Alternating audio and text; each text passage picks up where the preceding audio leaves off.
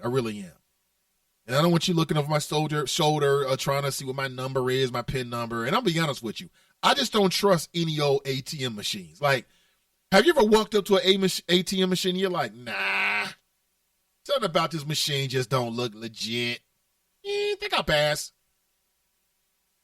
Yeah, that's happened to me many times. Many times. And every time it does, I'm always thankful that I got the good sense to walk away. Rather than put myself in a position where anything can happen. You don't know what, man, you can't trust people these days. You can't trust them.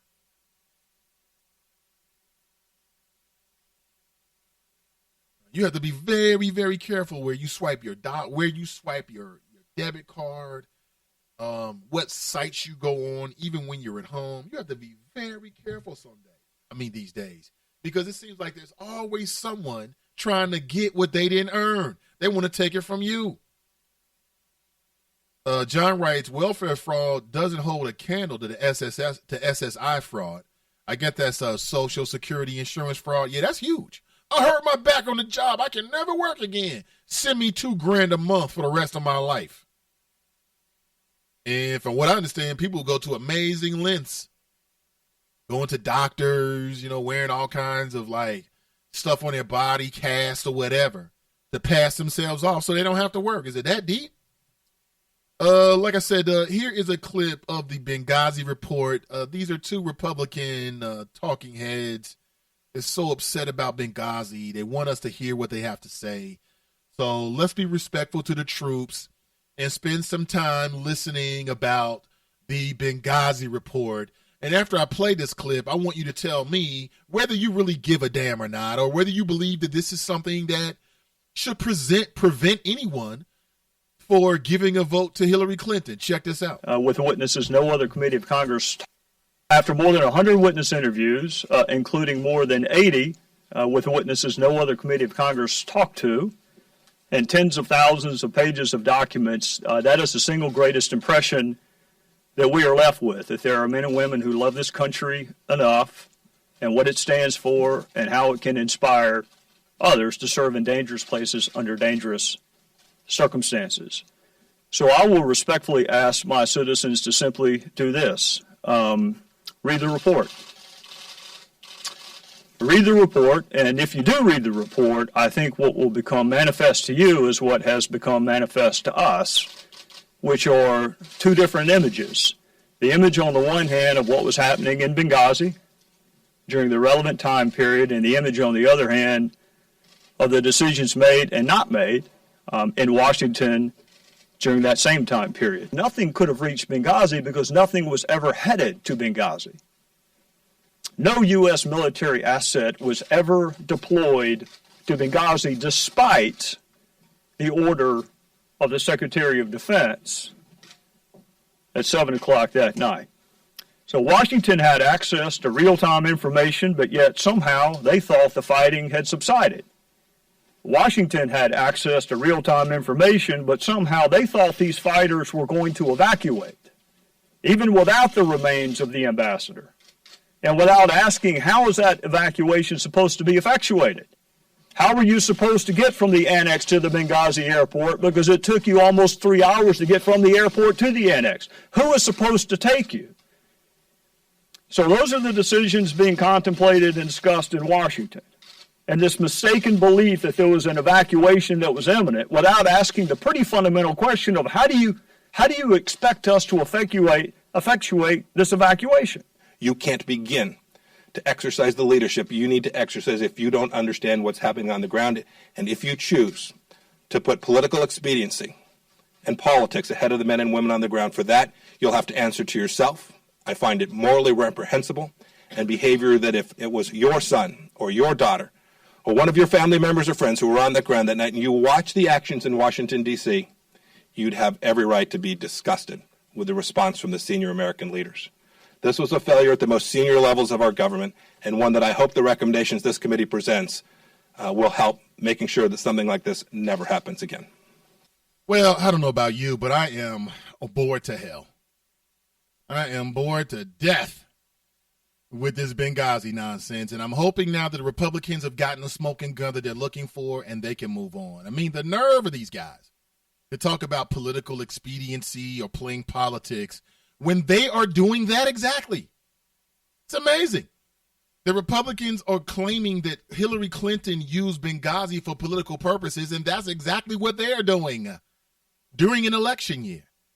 Is that somehow disrespectful to hold that opinion to the lives and the memories of the fallen? I don't believe so at all. Not at all. Good morning. Welcome back. Currently 8:22 a.m. in the Queen City. In the Queen City, there's some debate in the city about numerous things, not the least of which is who is going to be the next Cincinnati Health Commissioner. Now, I am very pleased to say that one of my first client, the first client actually, that I had here at the Nathan Ivey Show was the Cincinnati Health Department. And not only did I moderate an event, but they also had a banner on my website for some time promoting their community conversation. And I'm very happy and proud to have had that connection. So I have recently spoken with, Dr. Maseru, who initially placed that call and said great things about the show and my future endeavors. It was a very good conversation.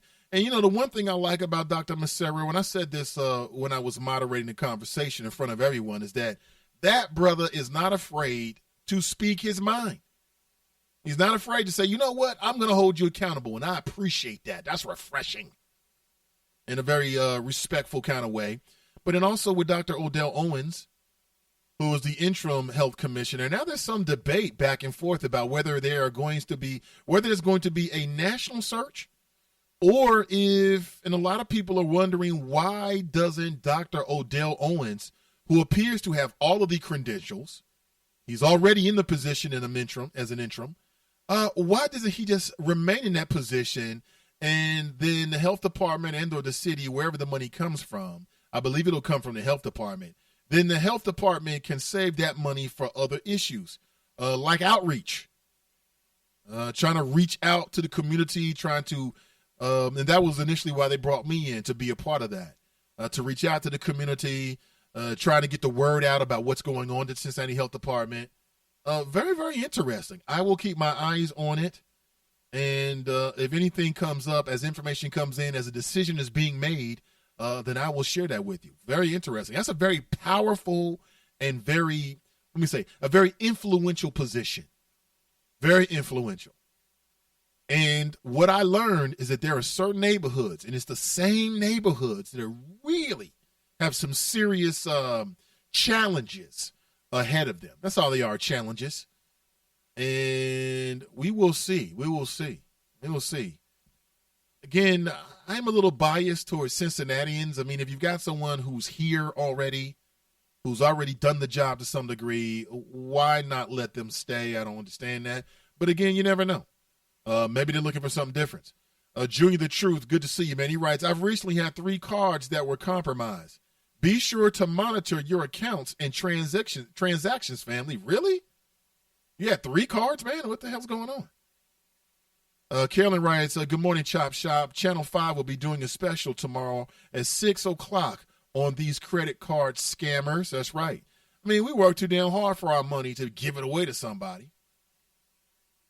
James writes, that all of Congress getting what they have not earned, drug test all of Capitol Hill. I'm with you. That's the other thing they want to do is they want to drug test welfare recipients. And in some states, they've already done it. Do you know what they found?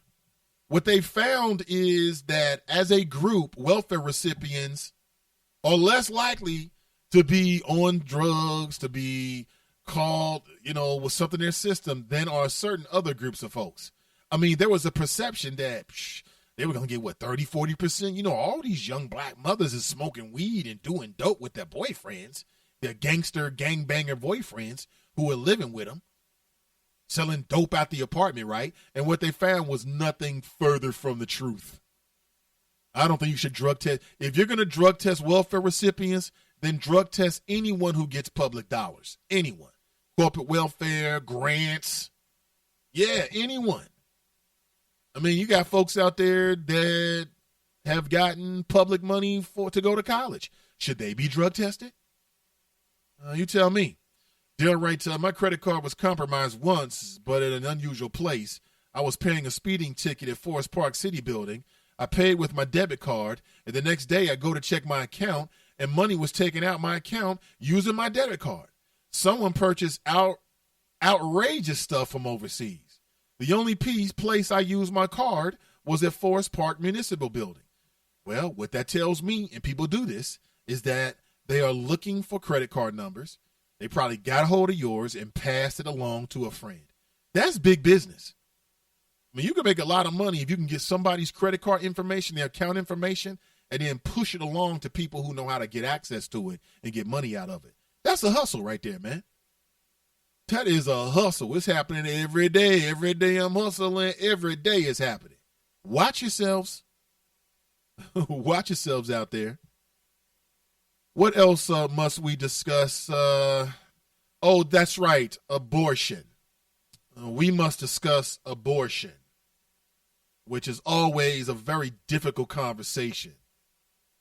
But I think that perhaps some props are in order to the Supreme Court because they threw out a Texas abortion law. Okay, it was basically about access. It was a 5-3 ruling. It's the most significant decision from the Supreme Court on abortion in 2 decades.